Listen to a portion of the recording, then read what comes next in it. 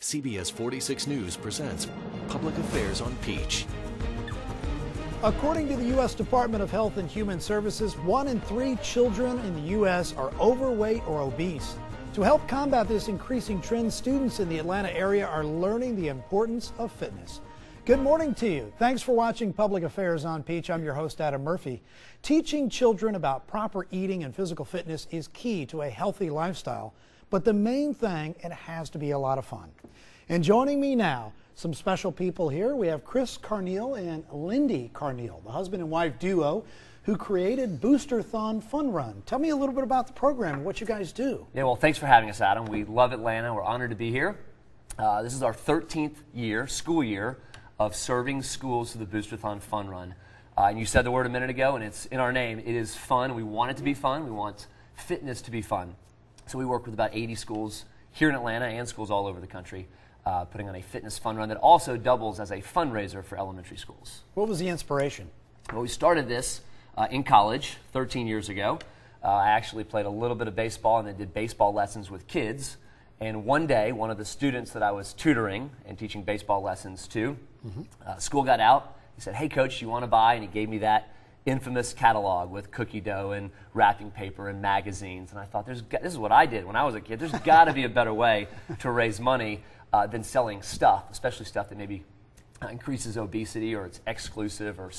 My mom spent 35 years in education, so I called her and said, we got to come up with an idea that schools can raise money in a way that's fun, that involves every student. So we basically came up with a fitness fun run idea called the Boosterthon. Great. And I suppose you guys like to stay in shape. If you were an athlete as well, you know, staying physically fit is a really good thing, especially for children too.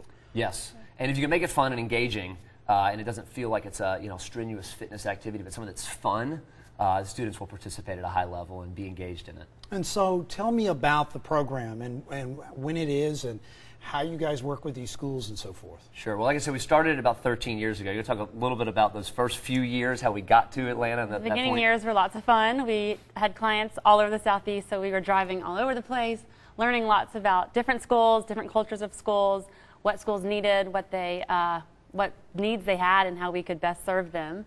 But it was living out of different hotels and driving around. It was fun. And learning from schools and figuring out what their needs were. So we moved to Atlanta 10 years ago. And the basic component of the Boosterthon, it's a short program. It's fast. It's a week and a half. So I kick off pep rally, and then the following week is the Boosterthon Fun Run. In those middle days, students are getting pledges from sponsors for the number of laps they run. So there's no product to sell. They're getting sponsors and pledges. And then during those 2 weeks, we're also teaching character lessons.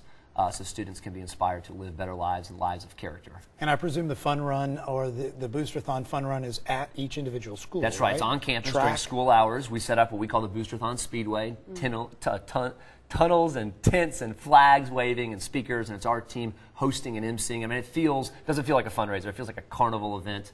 Every lap is a theme lap, skip a lap, jump a lap, backwards lap. Parents come out to observe and watch it. It's a lot of fun. That is great. And so you guys are headquartered here in the Atlanta area, but you service people in schools all over the country. So this is special to Atlanta. That's right. This is our headquarters. We love it. We call it home. We have 4 kids, and they go to school here in Atlanta. We've been here. We've lived here now a decade. We'll work with about 1,300 schools nationwide this school year, but about 80 to 90 in the metro Atlanta area. And we've worked with about 500,000 students over the past decade here in metro Atlanta. You know, the school fundraising market is a very crowded market. So how does Boosterthon separate itself and make itself unique? Yes. Well, we're very distinctive and unique in a couple areas.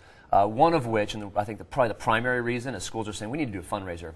At the end of the day, we want to purchase new equipment or tools or create an environment for education. We just need money to do that, whether it's books or new gym floor technology. So schools say, well, if we're going to do a fundraiser, how can we raise the most money?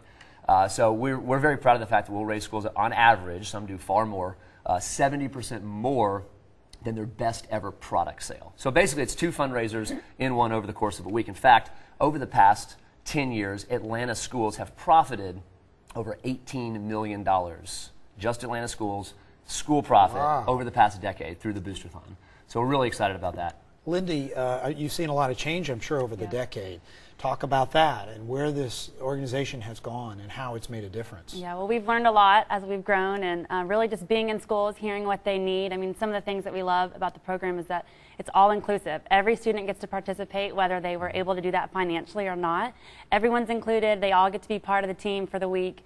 And we just love being able to say that this is for your school, it's here to serve your school. Also, we do a character campaign, which I don't know that everybody knows that the Boosterthon provides that along with the fundraising aspect of it. And it's great. The kids love it, the teachers love it. I know when the Boosterthon comes to our school, our kids are fired up about it. They come home, we have online videos to watch, there's books about it, there's music videos. So it's really neat to be able to say that, especially the teachers will say after the program is done, they can see a difference in their students, and we love that. That's what it's all about. Yeah, so. Growing and learning for these students. I'm sure they have a lot of fun, and the camaraderie of getting out there and running and exercising, enjoying one another. And then, you know, I want to ask you too, if there is a school out there that sees this and says, gosh, this would be great because we need to raise money for new books or computers or whatever it may be in the school. How do they get involved? What is the cost to the school? Great. Well, we don't spend much money on advertising, so we really just try to focus on running an excellent program. We know if we do a good job or bad job, everybody's going to talk about it. So if we run an excellent program, whether it be the PTA or foundation or PTOs or the administration, principals or assistant principals, or teachers, they're going to tell people about it. So it's word of mouth, and we're very relational. We like to meet with every school individually, in person, understand their needs and where they've been and what their goals are. So we'd love to come to a school and say, what are your goals and what have you done and how can the Boosterthon potentially be a fit? So if anybody wants to go to boosterthon.com, they can click on the link that says contact us. We'll get back to them within the day, hopefully set up a meeting in person and see if it's a fit for their school. We'd love to meet them. Yeah, and quickly, how much can they raise? I mean, what's an average? Every school varies greatly. Okay. I mean, you know, there's large schools, small schools, student population. We'll do an assessment when we're there, and we'll kind of give a school an estimate. But we'll raise, on average, 70% more than if they do a traditional product sale. So take that product sale number and not quite double it, but almost, and that's our goal. So The Carneals Boosterthon. This is great. Thank you so much for being on the show. Good luck with the program. We have much more about it. As mentioned here, if you want to learn more about Boosterthon, get your child's school involved. You just log on to boosterthon.com, click on the Contact Us page. And when we come back, we're breaking down this 9-day fun run and the key messages that they hope to stick with your children for years to come. Very good stuff coming back up right after the break here on Public Affairs on Peach.